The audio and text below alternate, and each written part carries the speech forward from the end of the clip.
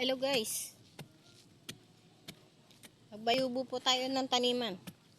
Muulan po, kaya po nagpayong. Ayan. Payong po tayo. As 12 na, mag-aalauna na. Kailangan po Sino naman po yung may payong dyan na malaki, donate naman po dyan. Alit po ng payong ko, ginamitan ko lang po siya ng kapote. Ito po guys, ayan. Ito na po yung ampalaya na tinanim.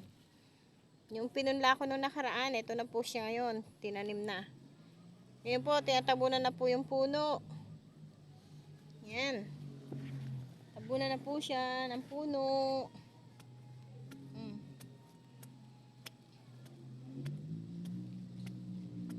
Po. Ganito po yon. Kumuha po ako ng asarol na maliit para nakaupo po ako. Nangangawit po kasi yung pa ako. Nakatayo.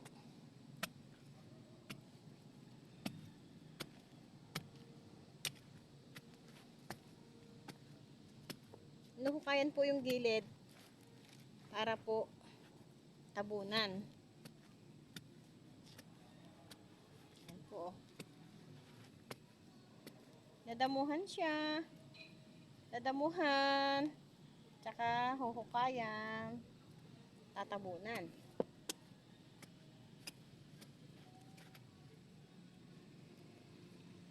Yan po. Tabunan natin.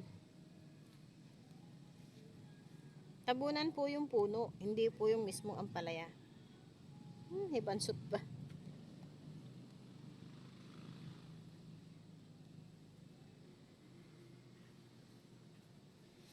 Yan po guys. I love you guys. Pa-subscribe naman po sa YouTube. Haluwang na po ng nalinis ko. Ayan. Yan. Nalinis na yan. Ayan pa po. Ayun. Nasa gitna po ako. Bye bye guys.